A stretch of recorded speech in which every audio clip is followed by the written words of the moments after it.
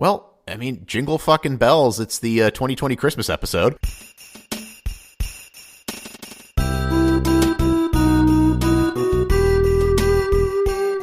So what have you been up to? Cyberpunk and Obra Dinn. Nice. Yeah, and I put 60 hours into Cyberpunk. Did you finish it? Well, I mean, I saw that you got I beat it. I got the. Are you going to continue playing it, or have you gotten your fill out of 60 hours? I'd like to do a second playthrough, for sure, but I want to wait till like February, I guess, for the 2 big patches to come out first. Oh, fair enough. Okay, that makes sense. See, I guess, okay, so that was actually what I wanted to ask you about, like, so, because you're running that off of, you still have the same computer that you've had. You haven't made any upgrades? 980. I'm using a fucking 980 for this game. Oh, I thought you had a 1080 Ti. No, I have a 980. Not even a Ti. Oh, geez. Okay, how does it run? It looks great and it runs fine. Fair enough. Yeah, it just like it looks like Mass Effect 3 essentially on my computer, and that's good enough for me. There you go, man. I don't need anything better than that. Fair enough. So, you have a like just a 1080p monitor? Yeah. Oh, okay, yeah, that probably helps quite a bit. Is it G-Sync? I don't even know what that is. Oh, dude, can I change your life right now? Let me just change your life. Invest in a G-Sync monitor. It's the best money you could ever spend, and I'll tell you why. So, vertical sync, right? Yeah, never use it. Oh, okay. So you just accept the screen tearing? Don't notice it.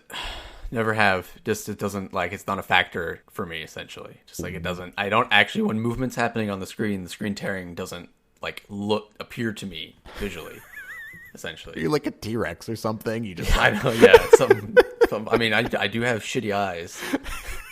So, God damn it. But okay, yeah, well then maybe I'm not going to change your life, because if you don't exactly. even notice the screen tearing. But here's the thing, right? So just if you ever decide that maybe you want to invest in such a thing, but VSync obviously happens on the card side, so the card basically has to I think either delay delivering a frame or whatever to the monitor in order for the monitor to not tear, and that slows things down. Well, what G-Sync does is it just lets the card deliver all the pieces of the frame in whatever time frame it gets around to it, and then once it gets the whole frame, it displays it. So it displays and this is probably ever so slightly wrong, but it's just kind of as good as I can explain it. It's basically the monitor just kind of gives it has a variable refresh rate. It will refresh every time it gets a full frame, and not before or after, so that basically it's instead of the card having to figure out, okay, I have a full frame now, I can deliver this to the monitor, the monitor does that, and so you can turn VSync off and get no tearing. It's a performance boost, because the card could just do its thing, and then it just looks better. It's fucking fantastic. So, maybe at some point in your life you might want to invest in a G-Sync monitor. It was definitely something that I was very happy with. So, are they 1440p, 140? Are they also just crazy, or yeah? I mean, you get a 1080p. I think you can get a 1080p one. I mean, mine is 1 millisecond response time, 2K, 144 hertz. Although I'm now thinking, so I forgot that HDR exists, and I'm like, oh shit, do I need to get an HDR monitor now? It's they keep changing things on me. They keep adding new standards, and I'm just I want the latest shit, because that's what I want. See, yeah, you're falling into the trap. I know. I would be happy with PS2 graphics still being the standard. Just I'm good. It's the game that I care about. Yeah. So, I mean, I guess let's, I didn't really have too much else to talk about. I figured we were going to talk quite a bit about Cyberpunk. I mean, shit, man, let's talk about it. So, okay. So I have not finished it. I'm slow walking it. I'm really milking it for all it's worth. Which maybe it will end up being 60 hours. I don't know. But, at this point I'm trying to milk it for all it's worth, because I purposefully did not do everything. Okay, got it. Because I do want to do a second playthrough of that game. So okay, fair enough. Okay. I was just okay, I'm going to leave. I mean, I did all the side jobs, but some of the gigs and almost all of the police stuff, I left alone. Okay. So what difficulty are you playing it on? Like Hard? Hard, okay. So like not normal difficulty. No. Okay, because What are you playing on? I'm playing. I always play games on normal. I'm for most games, I'm not really looking so much for like a tremendous challenge as I am to like enjoy the story and like have fun with the game. So normal is fine for me. I'll never drop to easy, but like whatever normal is, I'm like that's it. If I want a challenge, I'll go play Dark Souls. Like, yeah, it's. Even on hard, I'd say the game is hilariously easy. It's a pretty easy game. Like, even on hard, I went, my build is Corpo with Mantis Blades. Oh, nice, okay. So I only do close combat. And just like, I do like 11,000 damage per hit, and like I hit like 3 times a second, so nothing lives. It's hilarious. Nice. What'd you do? Oh, so I started out stealthy pistols, and because I'm a tremendously original person, I went with I guess that's the other thing too, before I get into it. Male or female character? Female. Oh, female me too. Corpo. Me too. Yes. I mean, I did female Street Kid, but I mean, same difference, right? Street Kid seems like the canon start. That's the thing, right? So like, it's interesting because like, I don't know, like in games like this, do you like, if you have a choice, do you usually play a male or a female character? If I can choose female, almost always, because they're generally better voice acted. Okay. See, I've learned that lesson from Mass Effect, and I've stuck with that. Fair enough. I generally, on the whole, play as a male character. Like, although it's like weirdly like the past couple games that I've played, because I played Dishonored 2 recently, and they gave you a choice, and I picked Elizabeth. I can't remember. Yeah, you went Elizabeth. Yeah. Which I think made more sense to me. Like, I was like, I'm definitely going to do that. I played Control recently, which and then this, and with this, I was like, I had to go back, like back when they first released a trailer for the game. Like it was a female V, and I like in my mind like that's just kind of stuck, and I'm like, oh okay, V's just like a female character, like I can't get that out of my head, and so to me it would feel weird like playing through the game as like a male character. I don't know. This is one of the games where I'm just like I don't know. It doesn't make as much sense to me. Like it, and at least as far as I am in the story, like it just I don't know. It feels I like the way that like the story plays out more as a female character than as a male character, I think. But I guess I'll have to try it the other way around and see what it feels like. Yeah, I'm gonna do it in like role play as me playthrough, and that obviously I will play male. Yeah, probably Nomad or something. Even though I would obviously be Corpo in real life. Yeah, I done Corpo already. It's about your aspirations, Steven. You aspire to be a Nomad even if you're currently a Corpo. Yeah. But what I was going to say is, so I very, very originally, am doing a Ghost in the Shell cosplay because, of course, I am, because I have so many original thoughts. How is that coming? I mean, it's pretty hard to find that kind of. I know. Are you just wearing like a wetsuit the whole time? Yeah, pretty much, right? It's like, yeah, I mean, like I basically just like, purple hair and all that, and like the kind of like as close to the correct haircut as I could find in the game, So I definitely did not do something original because if you look on Reddit, there's probably about a bazillion people that have done the exact same thing. So, yay me. But oh man, speaking of Reddit, the hate for this game. Oh my god, yeah. Some of it deserved, obviously, but the hate machine is in full swing. Yeah, it's kind of hilarious because I think it might be some people's first like big like there might be some like kids and like young teens and stuff who are just like, oh, this is the first like major disappointment. Oh god, it's so what? They lied. How is that possible? Yeah, so, yeah. Like I was when all this like kind of like happened, I was like, oh man, like this should like why are you pre-ordering in 2020? Like yeah, like, at least wait for the reviews. Yeah, like here's the thing, right? I okay. Don't release a broken game, but like I remember a time when you, and this is old man Jason, I remember a time when you actually had to like line up to buy physical copies of a video game, and pre-ordering made sense because if you didn't pre-order it, you would like it might be very difficult to get to the game for like a decent amount of time. So that, but like nowadays it's like just wait 2 days like for all the reviews to come out and the dust to settle, and then buy the game because it's a digital copy. Like you're not going to have any trouble buying the game, You know, it's like there's no scarcity at this point. And they're not Nintendo. They're not going to artificially create scarcity for digital copies of games. Like, just... Yeah, that is hilarious. Nintendo is... Yeah. We could do an entire podcast on silly things Nintendo does. But, like, you know... FOMO is real. Yeah. And it's just like... I mean, I don't know about you, but, like, I played on the Discord with, like... a few other people, like, and we were all playing it for the first time and like comparing what we were doing in the prologue and all that.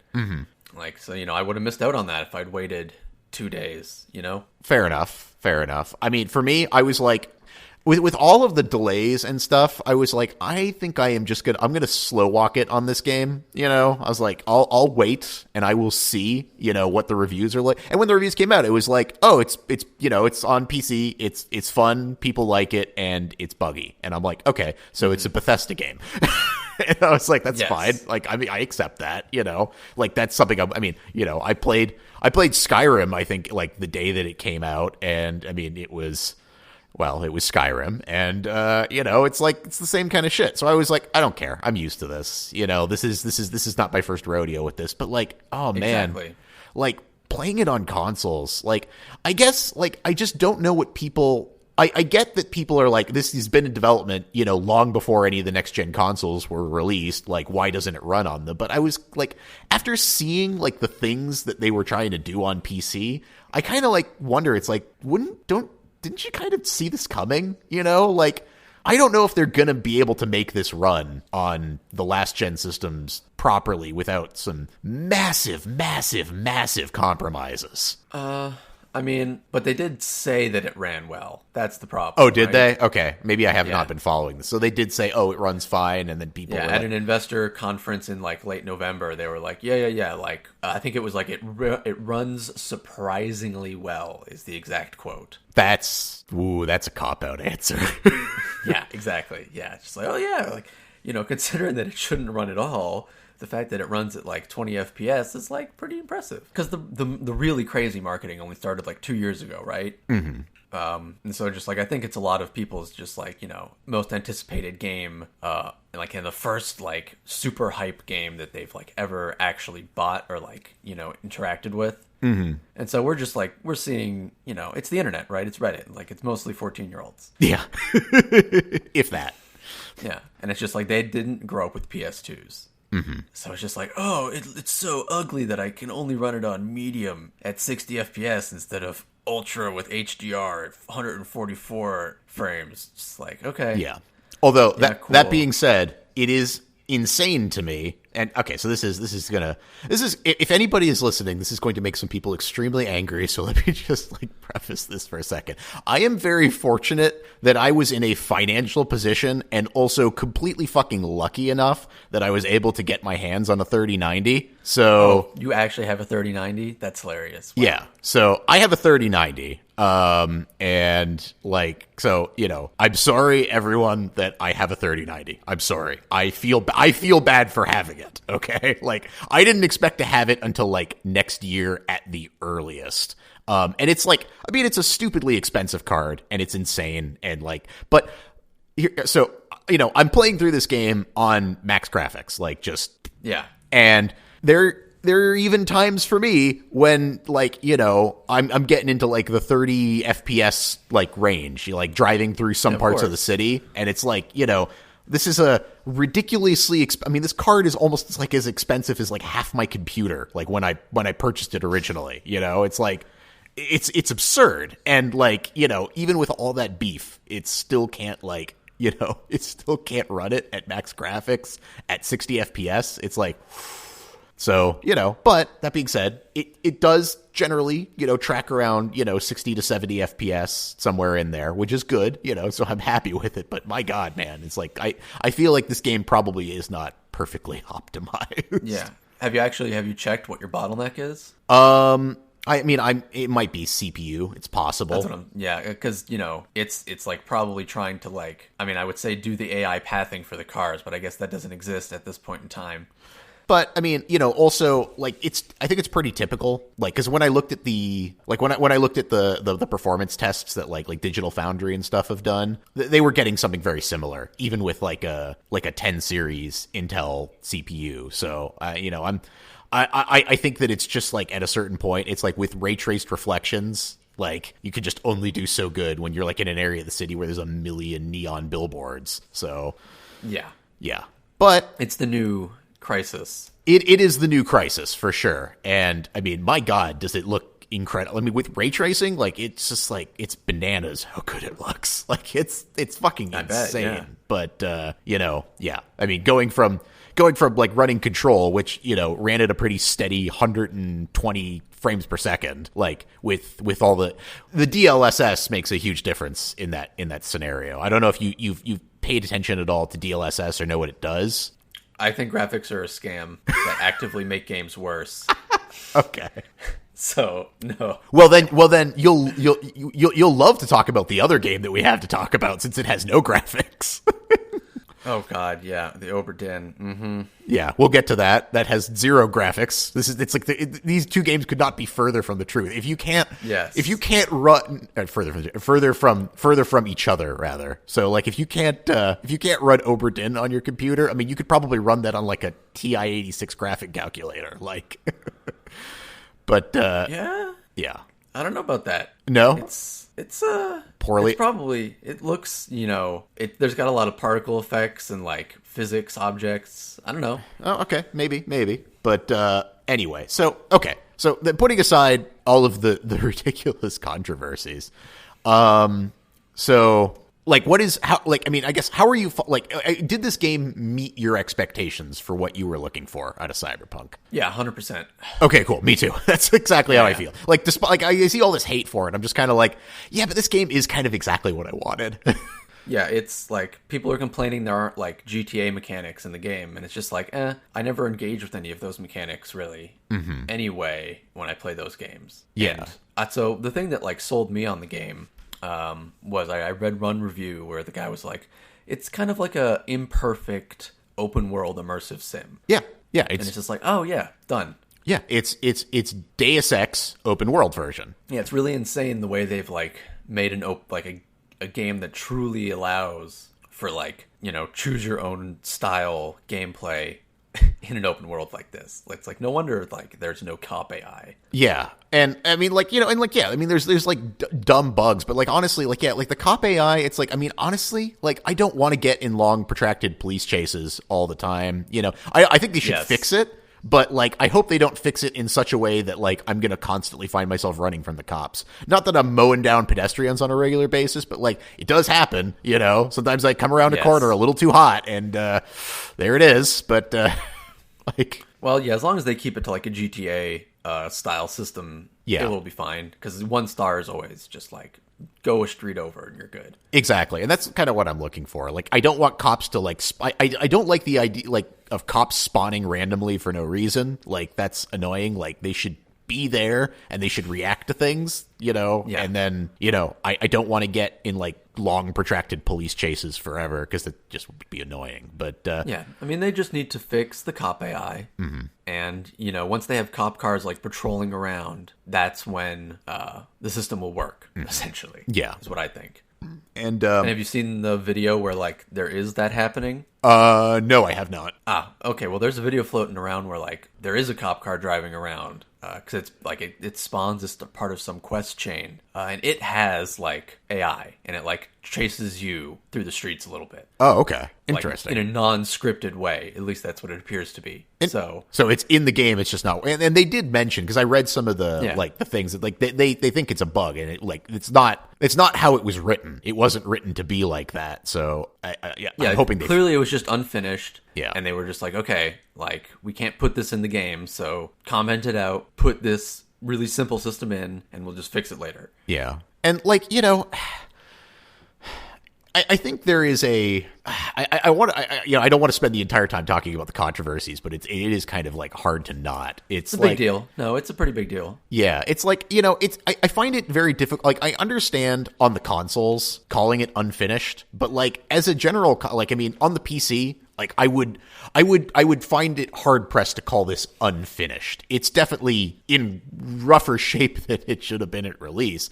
But like, I mean, other than like the occasional weird bug, like I'm having no trouble playing through the game, you know, like there doesn't look like, it doesn't feel like the content of the game is incomplete so much as the QA of the game was incomplete. Yeah, just like mostly just like a T-pose every like 6 hours, maybe. It's weird. I haven't seen that yet. I've seen a couple. Actually, only really in the prologue, I guess. I don't think I've seen it at all. I've seen cars and people like shoot way up into the air a couple times. Oh, I've not gotten that. They go through objects for me. Oh, okay. Like every so often, like, especially when I'm driving through the desert, I think maybe like two cars spawn on top of each other or something. But like I will be driving through the desert, all of a sudden I'll see some wreckage, and there's a car just way up in the air, and I'm like, oh, okay. I guess some things happened there.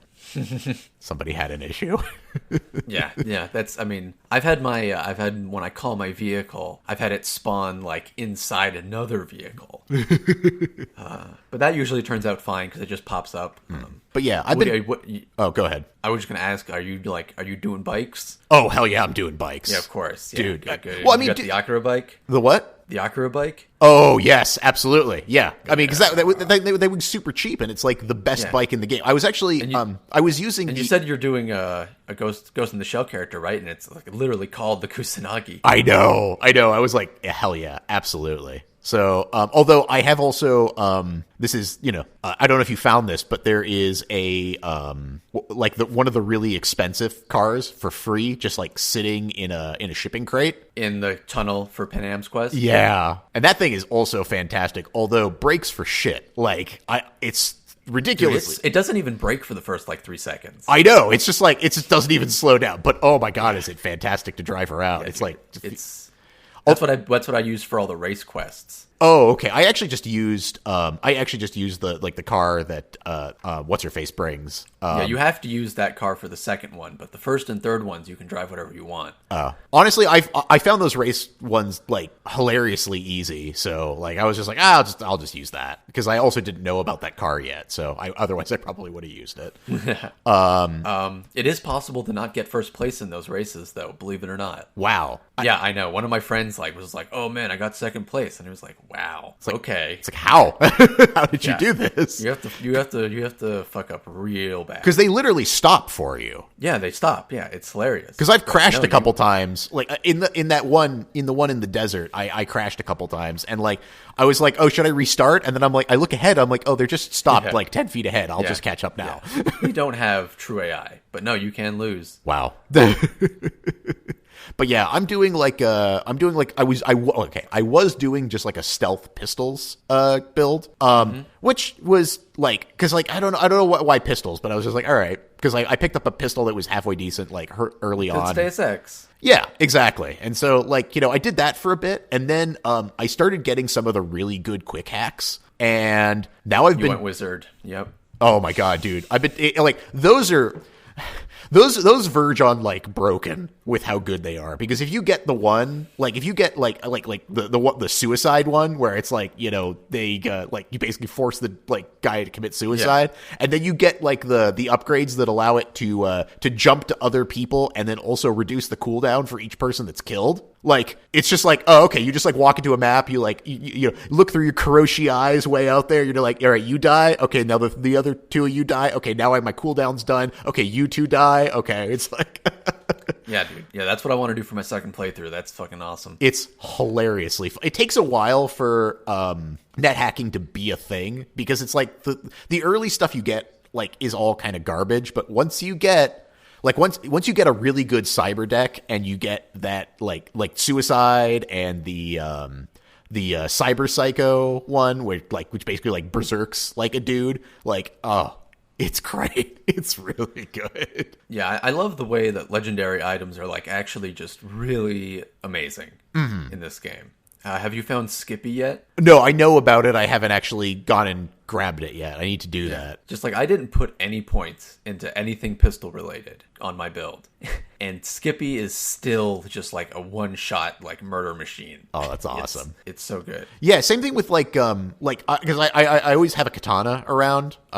Just because because why not? And I haven't put any points into melee at all. I mean, other than putting points into body, just like honestly, I have not min-maxed this character really at all. Like I think I have like 10 points in everything right now. Like it's I'm not having any trouble playing the game. Well, you mean you're on normal? I'm on normal. I don't feel the. Like, not in, like, because, like, sometimes when I play, like, some of the Bethesda RPGs, it gets to a point where I'm like, I really need to min-max. Like, otherwise this character is garbage. Whereas, like, I am not having any trouble really doing anything. Like, all of the, like, boxing fights, because I have gorilla arms. So, like, not having any trouble with that, just gorilla arms and I win. So, not really having any issues, like, with my skill set. Although I am kind of, like, I'm hanging on to skill points now because I'm kind of like, okay, if I need to pass a skill check, I'll just put the points in those. Yeah, there you go. Yeah, I definitely min-maxed. I didn't put anything in intelligence or technical ability. Okay. So I'm a meathead. Nice. It's very fast and strong, and it's just like the Mantis Blades have like a leap attack. Okay. And so I can just like leap from person to person and just like chop their heads off in one hit. Oh, that's awesome. And every time I kill them, I get health and stamina back. Jesus Christ. Okay. That's interesting because that was what I was planning on doing if and when I do a second playthrough, which honestly, like, I think I'm going to do like a playthrough where I kind of blaze through a little bit. And I was going to do that. I was going to do Mantis Blades is really nice for that. Mantis Blades and Corpo, just blaze through the game and just like, have a fun little romp where I just min-max the shit out of the character and, go for it. Yeah, it's really hilarious. Like I don't even have quick hacks. Like I can't even like hack vending machines even. Oh, okay. Because like I have the Berserk implant. Okay. So that is what those. Okay, that's what I figured. I was like, because I saw those around. I was like, okay, so those must be for people that aren't doing any kind of hacking. Yeah. Mm-hmm. Yeah, it actually got me in trouble. Like the last quest I did before I finished the game, you have to like quick hack this. You have to hack this little box. Mm-hmm. But because I didn't have the software or the RAM quick hack implant, like I couldn't do the quest. Like I would hack in and it just like would be a blank screen for me. That's hilarious. Yeah, so that was so I had to go and buy one and replace it. Oh, it's just like you get to the end of the quest, you're like, shit, all right. I leave the building, go down to the Ripper Dock. I need a new cyber deck. I need to be able to hack things. And it was the last quest before I was going to complete the game. So I was just like, I just want to do it. Let me do it already. That is, by the way, that is one of the annoying things I found about the game is that you can't sell your implants. You can't? No. I know. It took, I think. I never tried. I am like 50 hours into the game, and then I was like, oh, you know what? I have this old implant. I should just sell it because I'm not using it anymore. And then I was like, oh, you can't sell it. This is annoying. Okay. You can sell mods, though. You can sell mods, but you can't sell the actual implants themselves, which is a really weird thing. I don't know if that was intentional or if they just forgot to add a tab for it, but, there we are. So, oh, man. But yeah, that's weird. No, I am really I do feel like I have lots of options for how I want to approach a mission. And, like, that's the thing, right? Because it's like, I was trying to put my finger on it of like why I am enjoying this in a way that I didn't enjoy. I don't really enjoy things like Far Cry as much anymore. Like, because it's like, I mean, functionally they're kind of a lot the same, right? It's or Assassin's Creed or Watch Dogs. Yeah, it's like it's all very similar in the way that it is. It's like it's a big open world, and like all of the side quests are essentially go to a place and pick up a thing or kill a bunch of people or something like that. And all those games really have these things in common. It's not like this is anything new, but I feel like at least with Cyberpunk, it's I like the way the quests are written. I find them interesting and like occasionally funny, like even though it's like, reference humor for me is kind of, like it's the lowest of the low of humor, but like I feel like they use it sparingly enough that when it happens, I'm like, oh, haha, okay, I get it, Except that one. You know the one I'm talking about. With Delamain? With the ambush at the end? With the ambush at the end. Yeah, you know the one. Okay, how about this? Is this a side quest? Yeah, it's the Delamain. It is the Delamain stuff. Oh, it's the Delamain. Yeah, the Delamain. Yeah, Yes, yeah. That was a little bit too on the. They weren't so much referencing as they were just aping. Which, yeah, that would. I mean, I was a little bit amused, but then I was like, but yeah, there's a lot of like little references in there that are good, like little small stuff. But yeah, that one was less good. That one was a little bit less reference, a little bit more just doing. Yeah, I loved the Sinner quest. Oh, yes. That's so great because it presents itself initially as just like a gig. Yes. Which are generally relatively short and like contained. Yeah. And it like spreads out into like a main quest level kind of interaction, which is just like, that really sold me. Yeah. That was like that was a moment where I was like, okay, yeah, I like this. Because that's the thing, like and I'm glad that they kept up with this. Because I mean, it was the same with, and I know you don't like Witcher 3, and we're not gonna retread that ground, but I think that the thing that CD Projekt Red does well is good quest design, like, because again, Witcher was kind of the same thing in that like all the like it's essentially it's Far Cry in a lot of ways, like in terms of like its open world design. It's a bunch of icons all over the map, but like I liked the quests in Witcher way more than I like doing the side missions in Far Cry or doing like the optional shit in Assassin's Creed. Like the quality of the writing is way better. The quality of the writing is way better. And I was like, okay, good. So hopefully they'll carry that into hopefully Cyberpunk won't be such a large game that they won't be able to do that.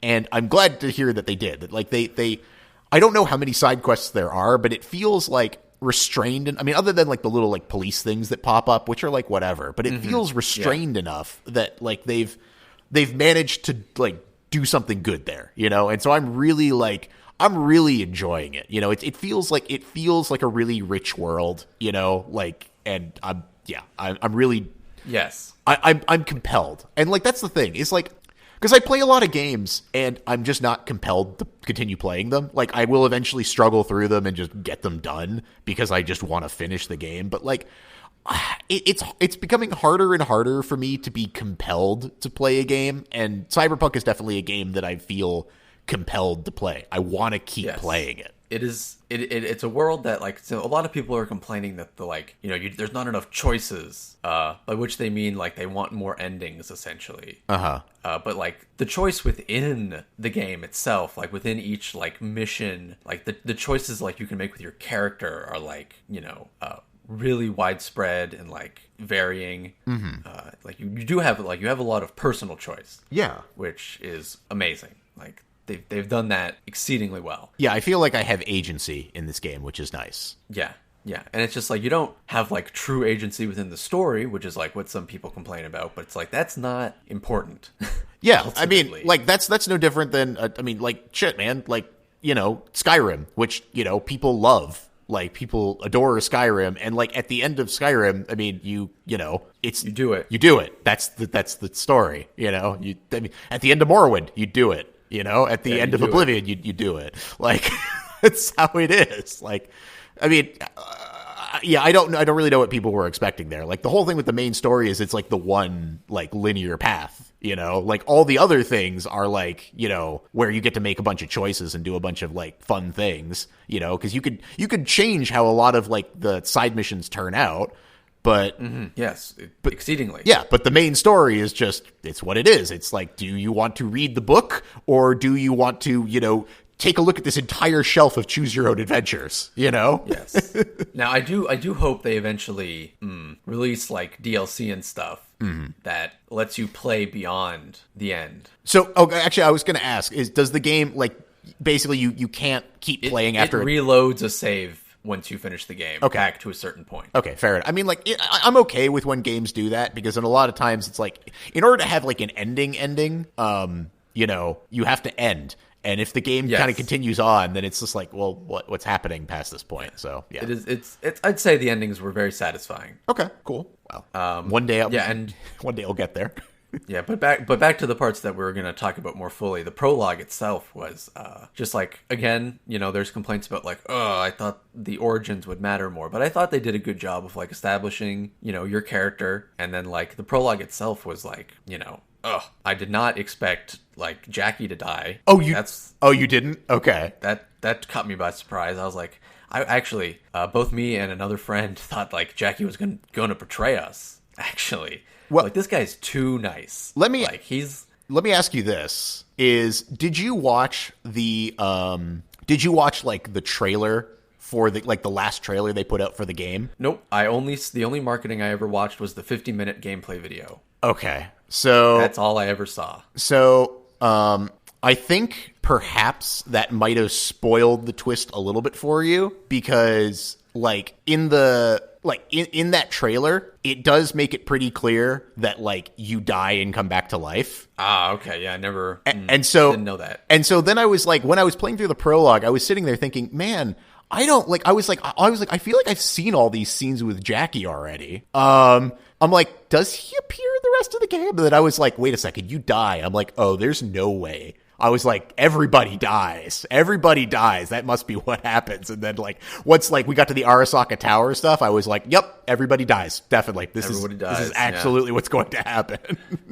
I thought we were going to squeak out. Oh, yeah. No. I guess I did spoil it ever so slightly for myself, but I didn't feel tremendously spoiled by it. I was just kind of like, oh, okay, I figured out the twist of the prologue now. That is definitely the prologue. Yes. But I mean, no, like honestly, like it was crazy how much like I said, it's like 5 hours. It's like a whole game, is the prologue before you even get to like the game proper. It was really well done. I really enjoyed it.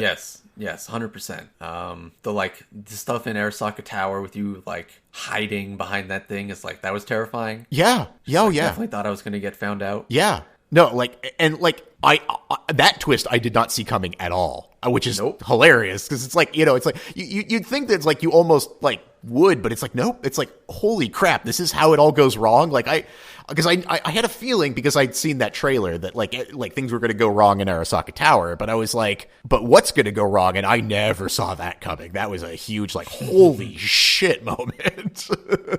Oh man. But yeah, no, I find that that's again, that's like the thing with CD Projekt Red is like, that's like such a huge thing to do for a pro. I mean, because like Skyrim had like a little prologue, but I mean, it was small, like, and it was good, but like it was small. It was pretty brief. You ride the cart, the dragon comes down. Oh, you're the dragonborn in the end. Like, I mean, this was so much. It's like, there was so much of the game initially right off the bat that was just like, here's the lead up to the story. And I also like, I like that they kind of, they fast forwarded in time for you a little bit. Like, it's like, you have your initial kind of setup and then it's like, boom, here is like your story with you and Jackie. This is what's going on. This is why you guys are close friends in a quick little montage. And then you still have a ton more time with him, before it all goes to shit. Yeah, I mean, I would have. I guess I don't really want a longer prologue. Yeah, so I don't really care about the montage. There was a lot of people complaining about that too. There are? For some reason. Oh, I like that. Yeah. I was like, I mean, shit, man. Otherwise, people were complaining about everything. Oh, okay. I mean, this game would be like the prologue would be 40 hours if you had to do all that because I'd fuck off for side missions. And I don't want that. Yeah, that would be too much. Could you imagine if you played through 40 hours a game and it was like the prologue and you're like, really? Are you fucking serious with me right now? Yeah. So no, I feel like the prologue was the perfect length. It did not overstay its welcome. It was compelling the whole time, and I like I said, like I wanted to keep playing the game. I was like, I sat down and I wasn't like, yes, oh god, I got to keep doing this. It's just like, no, I was like, I want to know what happens next. Give me the next part. It's like, yeah. Oh man. And the music, dude. Oh yeah, the music is like, wow. The music is fantastic. I feel like everything really nicely fits the like even the radio stations, like they nicely fit like the environment. I like the fact that I like the fact that all of the guitar players play actual guitar. Yes, yeah, that's a nice touch. It's just like a small dumb thing, but it's like I like it. It tickles me a little bit. I'm like, oh, he's actually playing guitar. Look at that. That's really cool.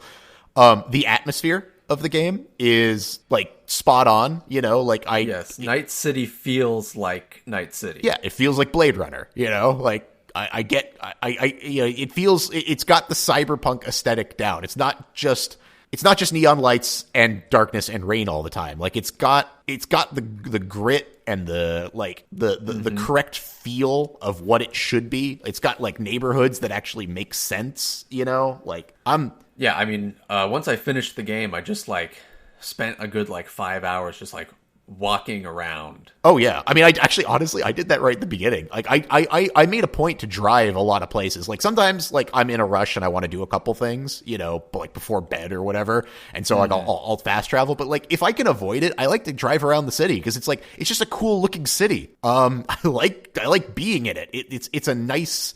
Not a nice place to be. It is a very visually stunning and very like interesting place. It's like I always like seem to like notice things. I'm like, oh wow, it's like that's like I'm driving around, I'm like, oh, like that monorail trail that's got like all of like the monorail track that has all like the rainbow like things dipping up and down, it like looks really cool. Love driving past that. Mm-hmm. It's just like, it's a really good looking game. It's a really interesting environment. Yes. Have you ridden the roller coaster? No, I haven't. What? You could ride. Okay, I have to go find the roller coaster and ride. Yeah, you can ride a roller coaster. Oh, that's fucking awesome. I have to do that then. Yeah. I was disappointed that you couldn't go to the arena or the spaceport. I hope those are DLCs they add or something. I'm surprised there. It's funny. I was surprised there wasn't like a mission in there or something. Okay. Yeah, same here. Yeah. Interesting. Although you haven't played as much of the side missions, I wonder if eventually I will uncover a mission in there. No.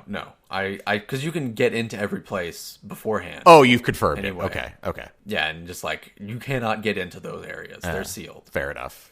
I actually, when I'm trying to get into the arena, I actually got stuck because like I got in and I was like, yeah, by like doing a bunch of weird double jumps, and then it was just like, oh wait a second, there's no way out of here because the designers didn't want you to be here in the first place. Oh, did you go with double jump? No, I went with super jump. Oh, you did go with super. Okay, got it. Okay, because I was about to say, I was like, if you went with double jump, super jump is the way to go. I think I'll go double jump for my second playthrough. The only reason I went super jump was the Berserk implant gives you like a superhero landing like AoE attack. Oh, that's when doing super jump. Anime one fist to the floor land. Yes, nice, great. Well, because the double jump isn't as high. Oh, really? Yeah, I looked that up before because I was like, is there a difference? I was like, is the double jump higher or is the super jump higher? And then they were like, no, the super jump is higher, so the double jump is basically pointless. And I'm like, oh, okay, cool. Well, then super jump it is. That solves that problem. Yeah, the double jump is just nice for like running around.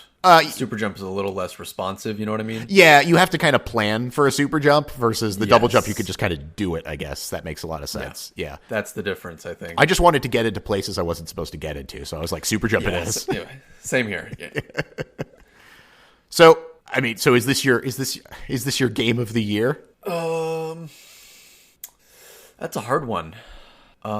Because my secret plan for this podcast was the world's worst game of the year awards, since who gives a shit about what our game of the year is? Yes, yeah, exactly. I don't even know what else came out this year. Half-Life Alyx. Yeah, definitely not that. Yeah, I was about to say, we don't have to rehash that discussion, although spoiler alert, that is my game of the year. How about Kenshi? Did Kenshi come out this year? No way.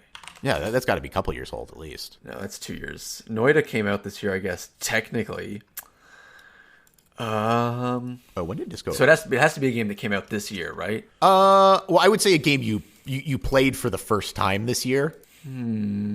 Yeah, I guess it would have to be. Oh wait, I mean, oof. See, that's the problem. It's either Cyberpunk or Arx Fatalis.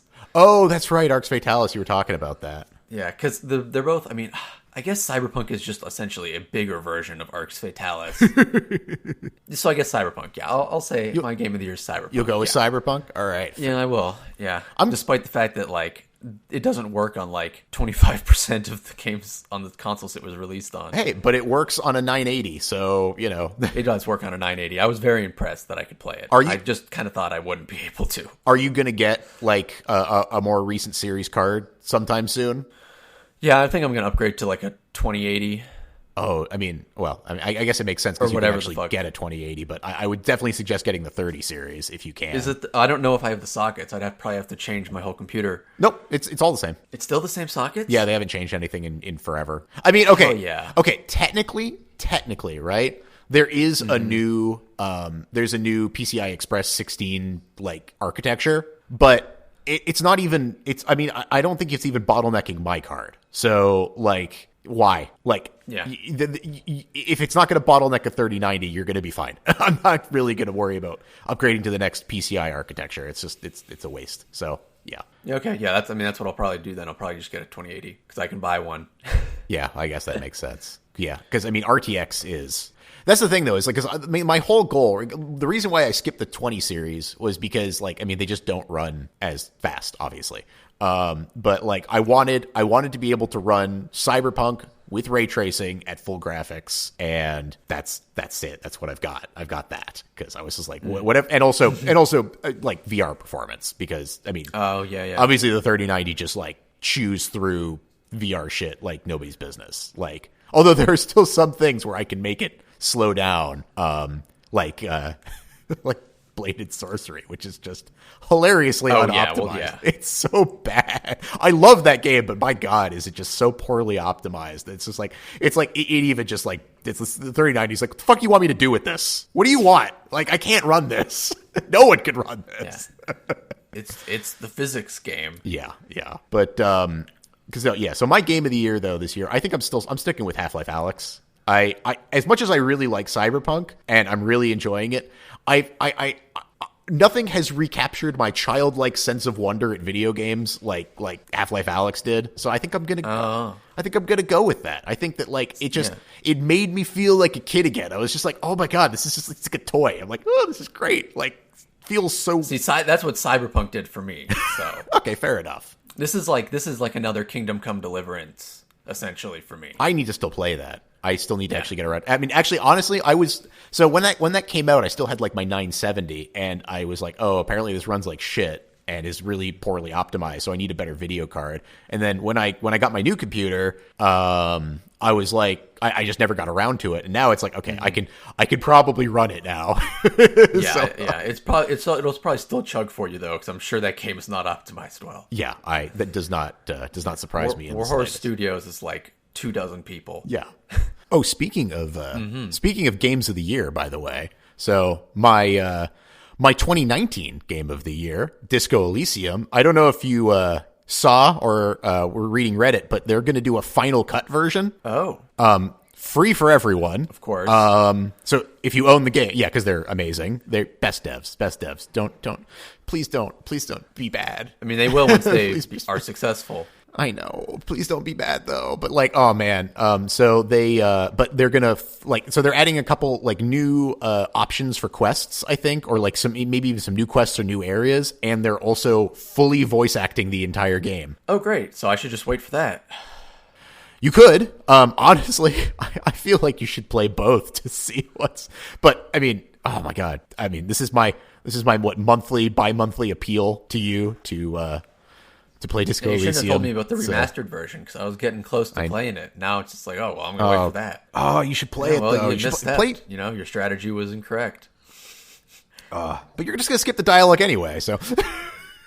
Yeah, I mean, that's true. But it'll be nice. You're not going to listen.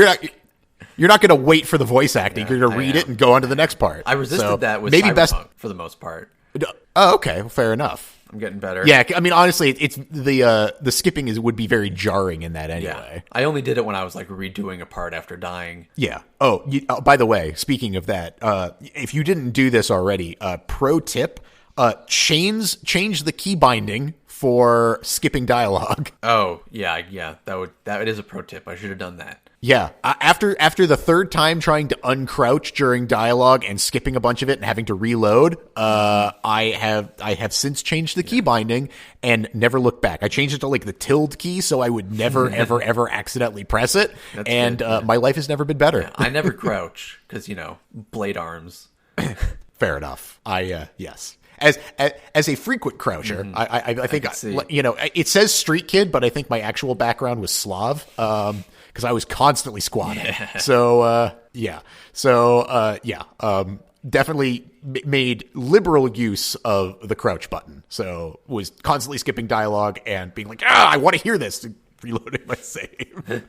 But, okay, so game of the year for 2018, I think, was Return of the Obra Dinn. And I had requested that Steven play it. I don't know if he has actually done so or not. I have but played it. I have not beaten it and have no plans to beat it. Okay.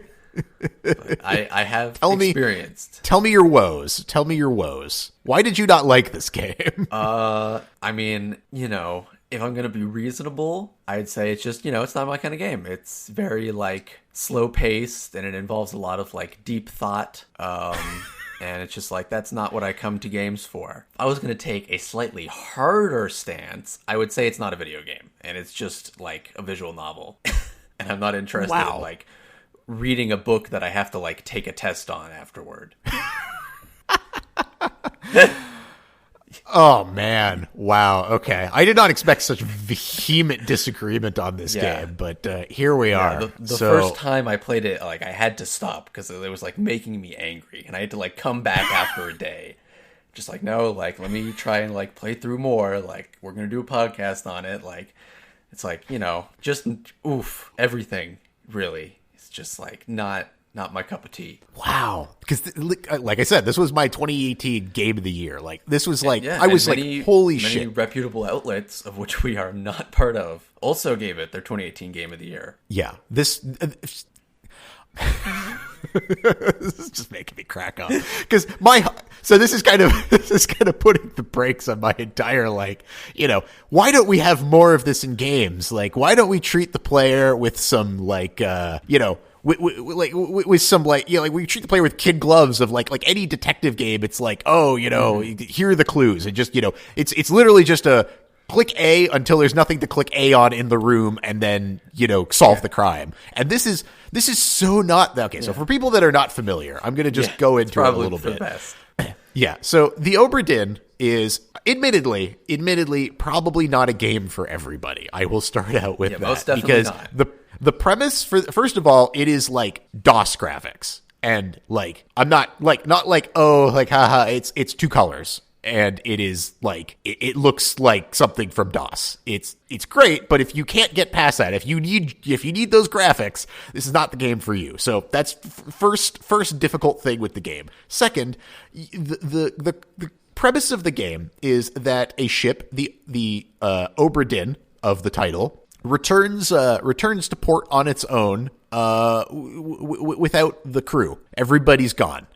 And you, an insurance adjuster, second strike against the game for probably most people, his job is to go and, using a magic watch that allows you to rewind time to see the deaths of people, try to figure out who died and under what circumstances in order to ascertain what their insurance payout should be. Yep. That is the game. That is the game. But what the Obra Dinn actually is the absolute 100% best, as far as I'm concerned, detective game that has ever been made and maybe ever will be made, considering that I think some people cannot stomach, yourself included apparently, the gameplay that's required to do it. But it's essentially a game entirely about deductive reasoning, not inductive, right? I can't remember which way those go. Deductive reasoning. You basically, there's no clues to find. I mean, in the literal press A. Oh my God, Steve. The finding of things is the gameplay. It's what's so satisfying. Okay, but basically the way it works is you need to ascertain the name of the person and the cause of their death. You have to match those things up. And in order to do that, and I think, is that it, right? It's the name of the person, what their role is, and the cause of their death. The name comes with the role. The name comes with the role. Thank you. It's been a hot minute since I played it. If I'm gonna it's just like in the middle of the sea. Okay, thank you for. Okay, yes, it's been 2 years since I played the game. Yes. I did play. I remember. At the very least. Cool. You did play. I did play. I was a test. I was just checking to see if you actually. Yeah. So the entire thing with the game is basically, if you can match up the name and the cause of death, and you could do that for three people, right? then it basically goes into your ledger. And so every 3 people, you progress a little bit further through the game. And the entire game is literally just viewing these vignettes and using the clues you see in them and also the clues you see in other vignettes. As you start to get further and further out, you start to have to piece together things from different things you've seen. You have to ascertain who these people are and how they died. Yes. And it's incredible. It's a masterpiece of video gaming, and it's one of the best games I've ever played in my life. Now, tell me why you don't think it's a game. It just has no there's nothing to do, really. You just walk around and view vignettes. Yeah, but then you have to actually do the game. The game is in your head. The game is trying to figure out who those people are. It's just it's a puzzle. It's it would be a great gameplay mechanic in an actual video game. Just if you could we talked about Cyberpunk for an hour, so I'll use that as an example. If you could go to those crime scenes that are on the city streets and do this mini game, just okay, let me figure out who this was and maybe I can track him down. Just this would be a great way to give a nice story to finding a wanted criminal. But viewing vignettes and then matching name faces to uniforms and it's yeah, I understand it's literally a puzzle you have to solve. I'm trying to organize my own thoughts here. It's all right. Take your time. It's essentially just a visual novel. It's so not. I have to disagree with you on that point. I mean, because a visual novel a visual novel has no agency. It's literally just you click through until it's over. Whereas this, it's you do literally have to actually do puzzles, you're presented with a puzzle and sometimes multiple, multi-layered puzzles where it's the vignette you viewed, at the beginning of the game practically. You have to, way later, you have to figure out something else at another point, by piecing together all these things to figure out, it's oh, okay, this is who this person is and that's how they died, It's so rich and dense and you could solve everything logically. It's the world's most complicated Sudoku puzzle. Yes, I agree. It is the world's most complicated Sudoku puzzle. And as somebody that has been binge watching Cracking the Cryptic basically since quarantine started, this game was so up my alley, it's ridiculous. Yeah, maybe that's the problem. Maybe I guess if you don't like deductive reasoning puzzles, this game is only that. I also don't feel I had to do I could just continue clicking corpses the whole time. I never actually I figured out who the captain was and Abigail. You didn't get far enough in the game. You didn't get far enough. I mean, the first couple of vignettes are just a tutorial for how to play the game. When you get deeper into the game, I got to the Kraken. Okay. And, I never figured out anyone for the Kraken sequences, but I still got through that part. But that's the thing, though. Okay, so I don't think you've played enough of the game to really see, because the Kraken happens pretty early. Yes, it's the first thing after the cabin sequence. Yeah, you get you get so many more little scenes after that, and the reasoning that you have to do becomes more and more difficult with time. Because basically what happens, right, is you see somebody and you have no idea who they are. And it's only through viewing other vignettes where you can see them in other contexts that you could go back and be oh, that's who that is. And now when I go back to that original vignette, I can see that's how they died. You're describing a nightmare. Just let me go back and forth between cutscenes trying to identify faces in this MS-DOS game. Oh my god! Yeah, it's just oh god! Why would you ever subject yourself to something like this? It's just I have never been happier playing a video game in my life. And it's so ponderous. Every time you open a vignette, you have to sit there the whole time through the entire thing, and after everything's stopped, it's another 30 seconds of that music sting, and then the door is closed. You can see the door, but God forbid you can just go through it whenever you want. No, you have to go through it exactly when I want you to. And it's just that was a small mark against it for me. I did not like the fact that when I had to go back to cutscenes that I couldn't just skip through them much faster. That I had to wait a fair bit of time before it happened. So that admittedly was a little bit arduous, but everything else for me was just like the absolute cream of the crop best thing that it's like a video game designed for me. Yeah, I don't know, man. It's just so like, there's nothing, there's like, it's just a brain puzzle. It is. It's just a brain puzzle. That's what I love about it. I love it because it has absolutely no hand-holding. There is no indication other than after you pick 3, you get it right. Like, if you get it right, like, there is no like indication that something is or is not a clue, that you are on the right track or the wrong track, that you even have enough I mean, I guess the only thing is, was there like an indication of whether or not you have enough information? I think there might have been. Yeah, there might have been. Yeah. There's an indication of, do you have enough information to ascertain what's going on with this person? So that was the only thing, that was basically the only clue, is like, hey, you need to view some more scenes before you can figure out what's going on with this person. But like, a game has never made me feel so smart and so dumb in my life. It's just like, it just kicks you into this. It's just like, just fucking do it, just figure out these people. You could do this. And it's like because everything can be solved logically, it means that like, there's a right answer. You just have to look hard enough. And it makes you feel like just so smart when you actually do figure out. You're like, that's it. That's the answer. Yeah. Yeah. I do not enjoy that experience in video games, I guess. That's fair I would prefer to like play a game than like take a test. It's a test. Like, that's what this game is. It's like, how close are you paying attention? Yeah. And it's just like never close. Ever, ever, ever when I'm playing a video game. I pay close attention when I'm like living my real life. Like, I go to video games to not pay attention. And so, yeah, it's just like, it's all cutscenes. Like, it's a game where you walk around between cutscenes. Yes. And it's just like, I'm a gameplay man. Just like, that's... Oh, but that is gameplay.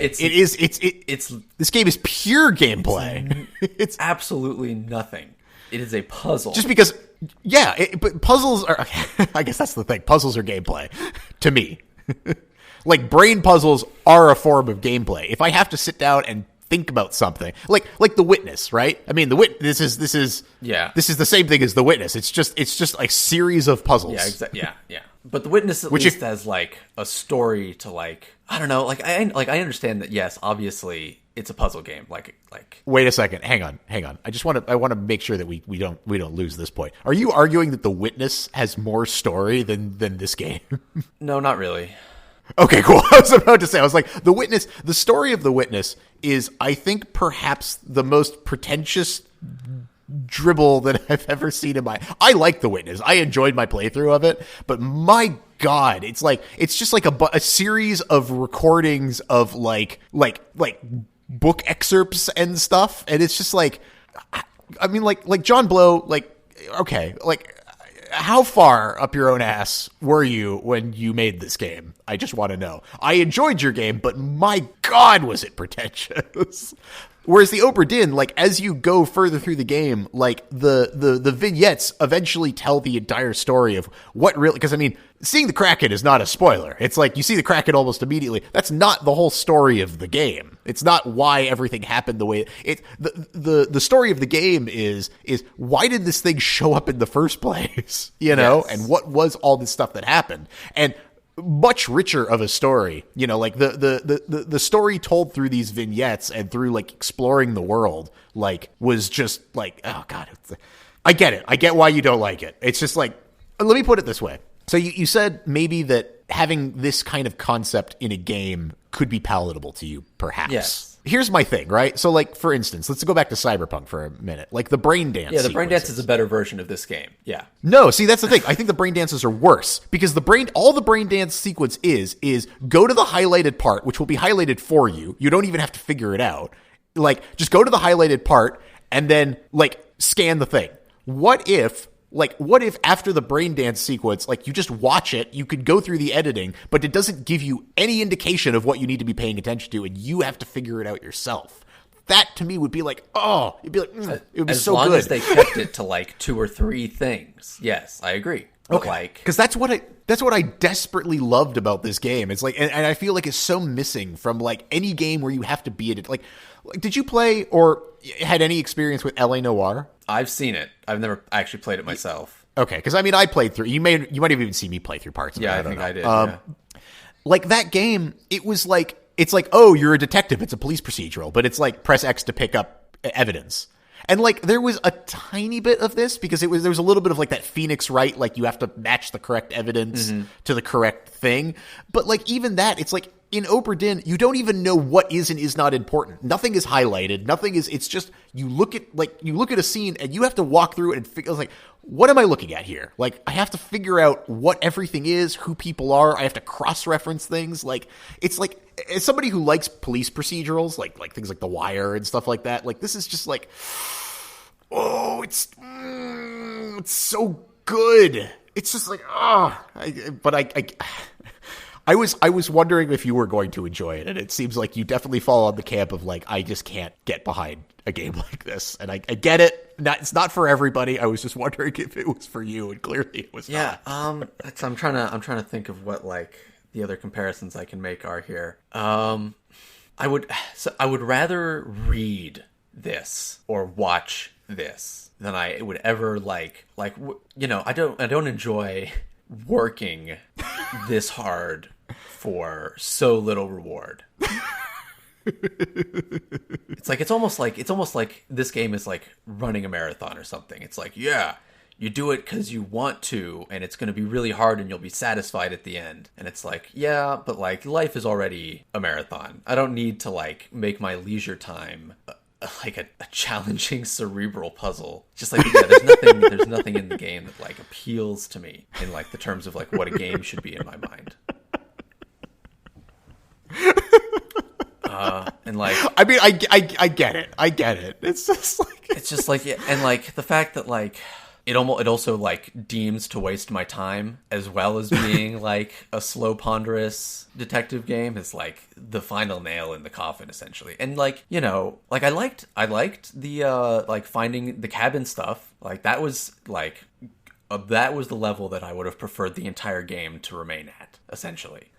Okay. And it's like, so it's like the intro puzzle was okay. I guess that's fair. So it's like you can figure out the thing, but it needs to be in a contained space. Yeah, and it needs to be like obvious. A little bit snappier. It needs to be obvious. I need to like, okay, yep, I see what happened here. That makes sense. Cool. Check. Okay, I got the yes from the game. Cool. But like Obra Dinn was look at every vignette and then like figure out what you can, and then look at every vignette again to figure out more stuff. It's just like, that is a gameplay loop that like is torture.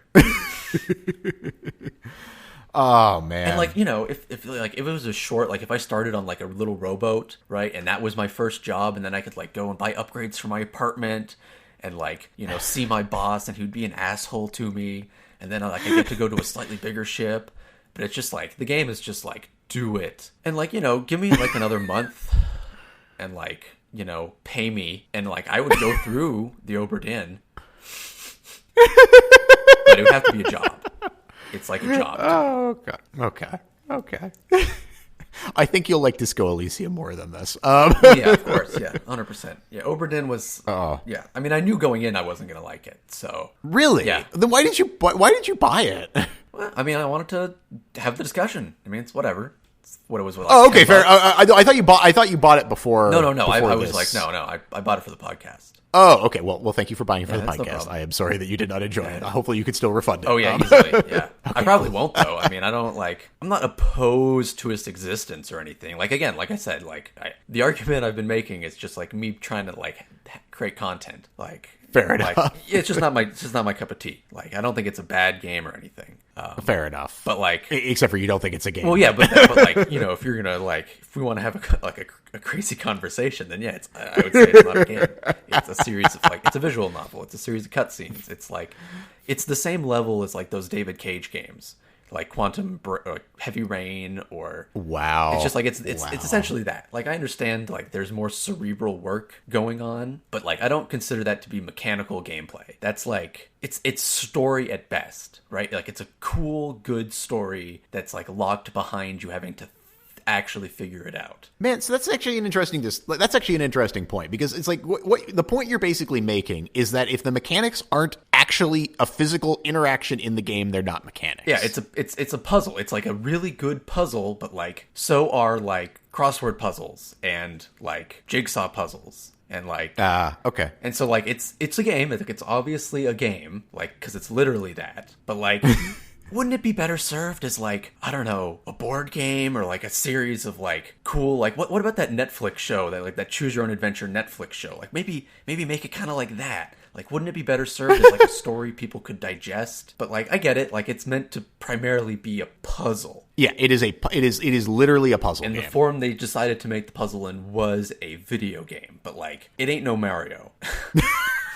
See, that's for me. Okay, so I guess let me ask: Did you ever play the game Her Story? I think I've mentioned this on the podcast before. Like games like that are just like not. I would. Yeah, and you'd hate that game too. Yeah. Based on this, you would hate that game too. But that game is as close as I think something has come to what this is, because that game is literally just you sit down and you view tapes by typing in keywords. Wow. So basically what you do is like, you know, you get like what it is it's a series of police interviews with a woman. And like based on what she says, like you can type in a keyword from what she says and it will search the police database for other snippets of the interview that have that keyword, and they're all out of order. And they're basically just like snippets that have specific keywords in them. And that's the whole game. Is just literally what I adored that game. And it was the same kind of thing where it's like there is no, like at a certain point, the game basically just tells you you have enough information to piece together the story. You can continue watching tapes, but if you think you know what happened,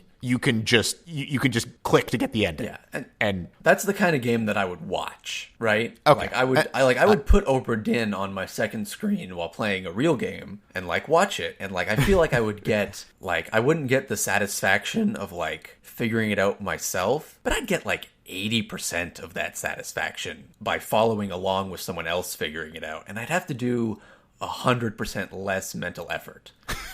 You don't like puzzles, do you? God, no, I do not. I do not like puzzles. Man, I wish I had known that before. Yeah, not a puzzle. This. I don't like thinking deeply if I can help it.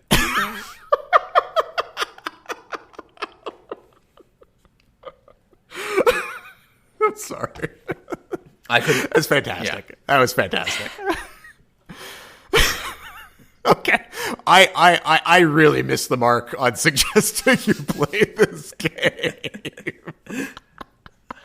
I mean, you know, I was ready. I mean, I wasn't ready to fall in love with it. I was ready to hate it immediately. But, you know, I'm glad I played it. It was a nice reminder about that you hate this kind of game. That I should never, ever play. Because, like, Conrad, one of my friends, has been suggesting I play The Witness. And it's just like, yep, confirmation that I would also not want to play that. Oh, you'd hate The Witness. Yeah. The Witness is, like, if you don't like this, The Witness is not a game. I watched The Witness, and I enjoyed watching The Witness. It was really pretty, and I didn't have to, like, get frustrated by puzzles. Yeah.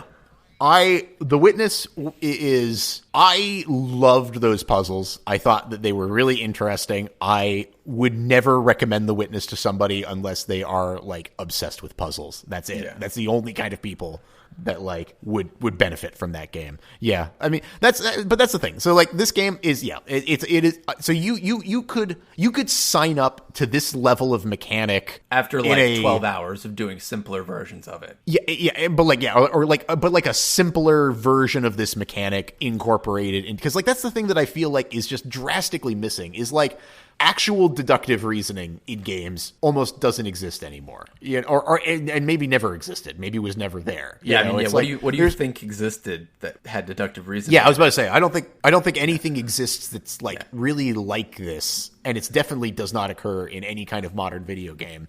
Because like I want to be able to have the satisfaction of figuring something out without having to like press A to pick up, you know, clue. I want to decide what is and is not a clue. My dream game is a game that presents you with like, you know, like something like this, like where you actually have to go out and solve a murder, and like you could get it wrong at the end of the game, that you could put together the clues in a wrong way and like put somebody else behind bars that's like not the right person, you know? Like that's oh god, I want that. Like I just want a game like that. And like this game made me so sad because I beat it in 7 hours, you know, over the course of I think like I blasted through this game. Like I was like unstoppable. I was like, I need to play this. I think maybe it was over 3 days. If I look at my Steam, if I look at my Steam trophies, I think I beat this game over the course of like 3 days, and I just like as fast as I could. And I feel so sad because it's like after it was over, I just felt so empty and dead inside. I was just like, I'm never gonna have another game like this. Like this is it. This is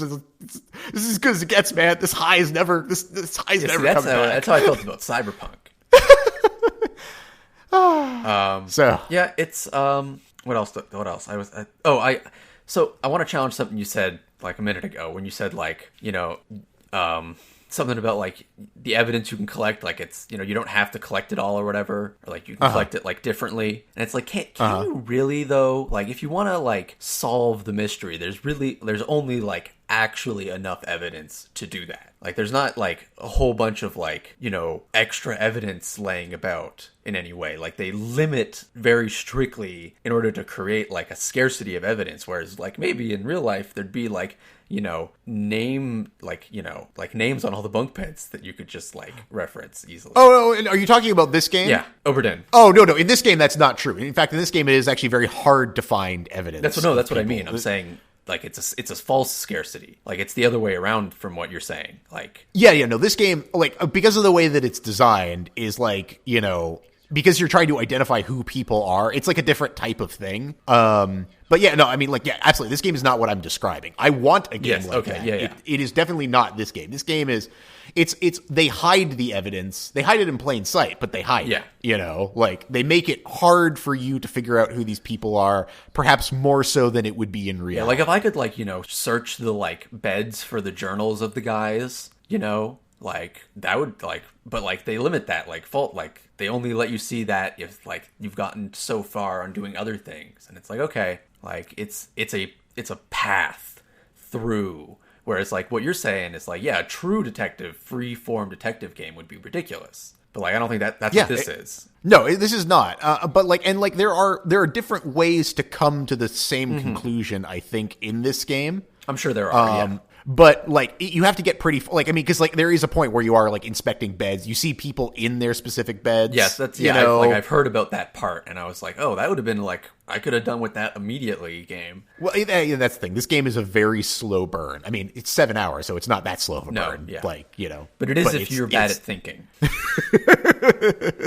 And honestly, I didn't solve everybody logically. Like, there were some people... Like, so, like, you know, all of the top men, like, yeah, you know, I what I would usually do is I had an idea of how they all died, and I would, like, after I knew 2 for sure, I would throw in a top man every so often. There you go. And just go through the list. I'm like, I know one of the top men died like this. I don't know who it is, but I knew one of them did. And, like, when I get that nice music, I'm like, yes, I did it. All right. But I did not solve everybody logically. I solved almost everybody logically, but a couple people I did have to solve by just guessing because some of them were just... it was too hard for me. I was not smart enough to figure it out. Yeah, and, you know, I'll give credit where credit's due. Like, the game looks nice. Like, it's an interesting style. It's, you know, an interesting choice for a detective game that relies on facial recognition. But, you know, it's easy come, easy go, I guess. But the thing, though, is I think it's styled that way almost intentionally, so it's harder to do things like facial recognition. Yeah, I think you're right. You know? Yeah. Like, I think I think that was a distinct. So you have to use the clues in the world more than just like, oh, that guy's face is that. Boom, that's who he is. You know. Otherwise, the game would be trivially easy. Yeah. I mean, it is artificially hard so that it's not trivially easy, I think is the whole point. Yes, and that is where I get off the train. Yeah, exactly. The music was good. Yeah. Like, you know, I would have preferred to be able to skip the music after a certain point, but I do understand that it changes as you progress the game. So, like, I've heard other tracks, and it's like it's all great, obviously. Yeah, that little jingle when you solve everything, I'm like, oh yes. It's like if I heard that right now, I'd have like a Pavlovian response and be like, oh yes, I'm very smart. I'm a very smart boy. Yeah. Have you ever played like Satisfactory or any of those games, or like Factorio? I have played Infinifactory. Okay, that's pretty close. Wait, Infinifactory? Was that the one? Shit. What's the one? Satisfactory? No, it wasn't Satisfactory. I mean, I think it is Infinifactory. Maybe it was. I don't even think I know that one. So many factory games. Yeah, Infinifactory. That's by that's a Zachtronics game. Nope, no clue. Okay, it's very similar to a lot of those. I mean, you basically, it's a puzzle game in that you create assembly lines to solve puzzles. Yes, another game which I love, although I still have not finished it because it got too hard. There you go. Yeah, I need to finish that game one of these days. I really enjoyed it, but it was just kind of it got to the point where I was like, I could see how I could solve this, but like I just don't want to expend the mental energy at this very moment to do it. It just takes you a lot longer to get to the place I am at immediately. Yeah, I will bash my. I mean, okay. Well, this is okay. I also I play chess for fun, online chess for fun. Yeah. So I imagine. Did you watch the did you watch the Queen's Gambit? No, I did not. On Netflix. Oh, okay, everybody really I watched it. It was really enjoyable, but. Weirdly enough, it is created some kind of weird resurgence in online chess streamers because even people that are normally just regular video game streamers are now doing Northern Lion is doing a chess stream. That's been happening for a year. Oh, has that? He did Nakamura did a stream with XQC. I follow the actual chess for sure. Oh, okay. Yeah. I thought this was a reason. I only saw it start popping up in my feed. I'm sure there's maybe been the YouTube a algorithm Netflix bump because of the Queen's Gambit. I'm sure that's true, but no, Nakamura started becoming a meme chess player, and so did not Kasparov. Fuck, that's the other one. Who's the current champion? Magnus Carlsen. Magnus Carlsen also did a bunch of chess streams with him. They've been really active on Twitch for a while. Oh, okay, fair enough. Okay, I didn't realize it had been going on so long because the Northern Lion stuff only started popping up recently in my YouTube, but I think maybe that's just the algorithm being like, hey, you saw the Queen's Gambit. Yeah, how about this? Hey, you saw the Queen's Gambit. I guess it's time to chess. Yeah. But yeah, because I've watched chess content for years now because I started getting back into it a few years ago, and I was just all of a sudden I was like, oh my God, there's all these chess YouTubers. This is fantastic. Yeah. I'm going to watch a bunch of chess shit. Yeah, I do the same with Go still a little bit. It's to follow some of the Go people. That's fun. I'm not smart enough for Go. See, Go's way easier than chess. Is it though? I feel I feel physically Go is easier. Yes. But I feel from an actual gameplay standpoint, Go is just it's 5D. Go's ceiling is much higher, but it's pretty easy to just pick up and play it. Yeah. Well, it's easy to pick up and play and lose. I was very good at that when I tried picking up and playing Go. I was wow, I really suck at this. I can't even beat a level 1 computer. I'm garbage at this. I mean, those computers are hard. Oh man. Yeah. Well, yeah. I mean, Go is just it's a tricky game, man. There's I don't understand the strategy as much as I understand the strategy in chess. I still suck at chess, mind you. Let's not say that I'm any good at chess, but I'm better at chess than I am at Go by a landslide.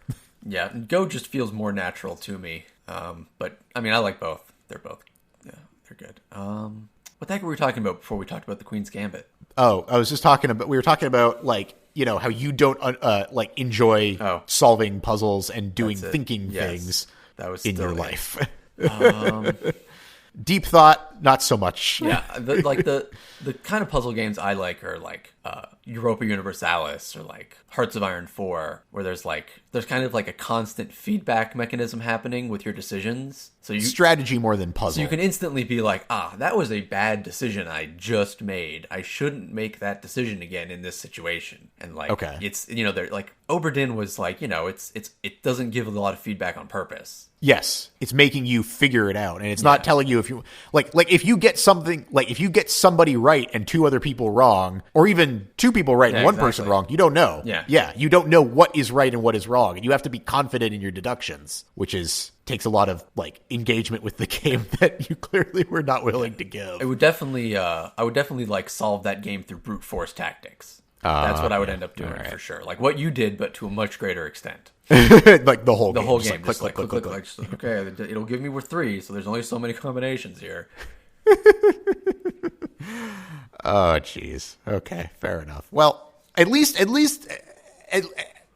there is something we take away from this, which is that there maybe could be a potential for this mechanic to be used elsewhere in a much more limited way. Yeah, but at that point, like, doesn't it kind of defeat the point? Like, this game is just a niche game. It is. I just wish that, like, I guess what I wish is that if you're going to do a detective game, do it more like this and less like, everything else. Like don't do detective stuff in the way that Batman did the detective stuff. Like, I don't want to just turn on Batvision and follow the trail of clues. Like, have you played any other like pure detective games? I guess not. L.A. Noire is technically one, but that doesn't really count. That's just like a AAA. I mean, what counts as a pure detective? I don't know, game? like the Sherlock Holmes games. Aren't those like what are those like? Like, do you know? I have no idea. Like, I assume that they're press A to find clues. Yeah. I mean, I can't imagine that a game like this, I feel like if a game like this existed elsewhere, I would have heard about it by now,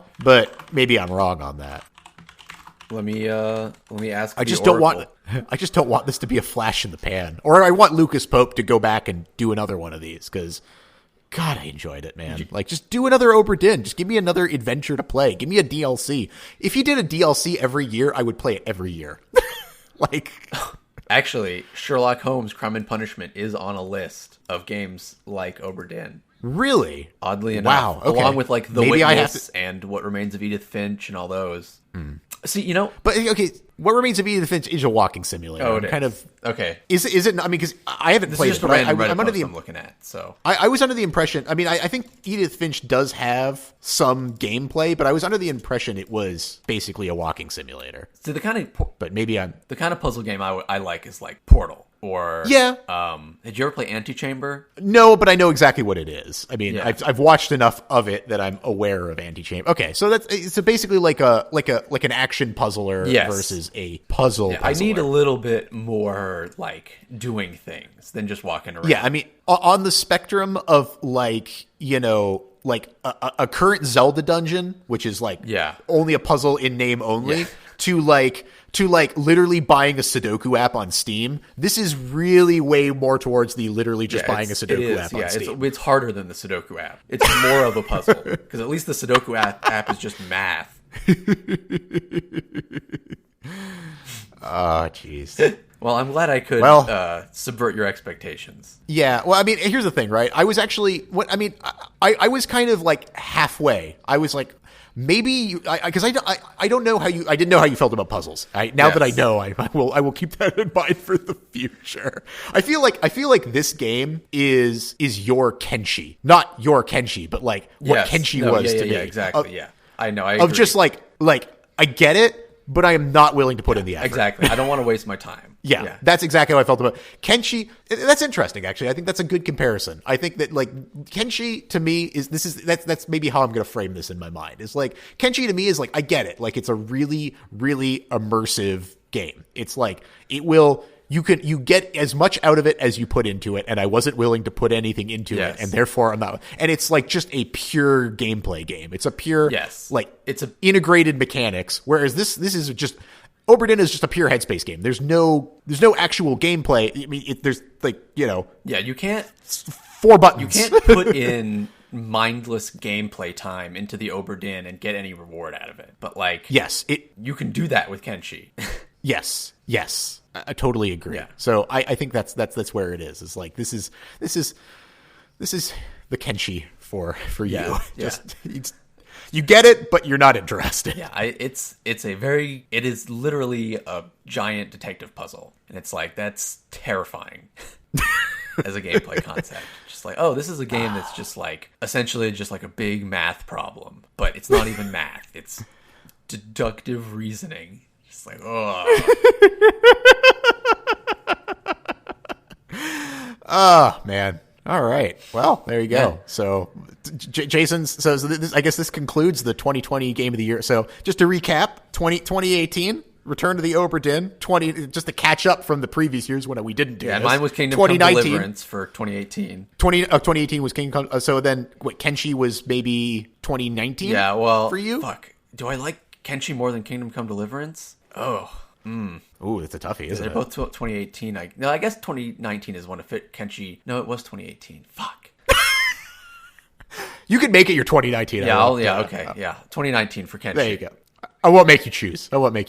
So, okay. So, yeah. So, for me, Obra Dinn, for you, Kingdom Come Deliverance, then Disco Elysium for me in 2019, you, Kenshi, and then Cyberpunk and Half-Life Alyx. Wow, we didn't agree on one. It makes sense. One, yeah. That being said, though, you haven't played Disco Elysium, and I do really think you'll like it. And I cannot. I really, honestly, I just want you to like turn the game on and play for like 15 minutes. I mean, that's really what I want you to do. I've seen the tree intro part played multiple ways. Yeah, but that's not even like I want you like I mean because like the you don't even get to the tree. I mean, you get to the tree pretty quickly. You can get to the tree as fast as you want, but like even like the first 15 minutes is just like I was already hooked on this game like from the beginning. I was just like, oh, this is incredible. This is incredible. And I guess like maybe I'll remind you when you actually get around to playing it. But like I would highly suggest when you do get around to playing it, put some points into Encyclopedia and put some points into conceptualization, because both of those so the way that the game works basically is like you have like a ton of skills which basically are voices in your head. Yes. And those two in particular give you a lot of story stuff on your first playthrough. They're not as necessary. Like I didn't put any points into Encyclopedia in my second playthrough because like I already knew all the shit that it was going to say. So I put my points elsewhere, but like it's basically just like if you want like the background, you want to know what is going on, Encyclopedia like is super helpful at actually telling you, oh, this is why all this is happening, and this is like the context of everything. But it's one of the few games where like I played it and I immediately started another playthrough without a second thought. I was just like, I need more of this game. I don't want this game to be over. I need to play through it again. And there have been scarcely, I mean, like even Obra Dinn, like once I played it, like I put it on the shelf. It's done. You can never recapture any experience. Whereas like Disco Elysium, after I finished it for the first time, I was like, I just want to spend more time in this world and do more things and learn more things about it and just like absorb more of like the narrative, because it's just like, it's so well written. It's so well written. So that's my appeal to you. Please, oh God, play Disco Elysium. It's so fucking good. You'll actually like it, unlike Obra Dinn. Yes, I'm sure I will whenever I get around to it. All right, man. Another Christmas in the books. Yeah. Happy whatever you happen to celebrate. Merry maybe Hanukkah, Festivus, Yule, Festivus. Yes, Festivus for the rest of us. Festivus for the Saturnalia, nice Saturnalia. Any ancient Romans out there? Actually, yeah, there's a YouTube channel I watched that just did a bunch of Saturnalia recipes, tasting history. So, yeah, I was about to say tasting history. I'm actually going to make that. I bought the stuff for making Globy. I'm going to do nice. That. Yeah, fuck yeah, dude. I want to try that out. But actually, I was gonna suggest. I mean, we've put it off for as long as I think we can. Do we need to do a food podcast next time? Sure. Yeah, but what?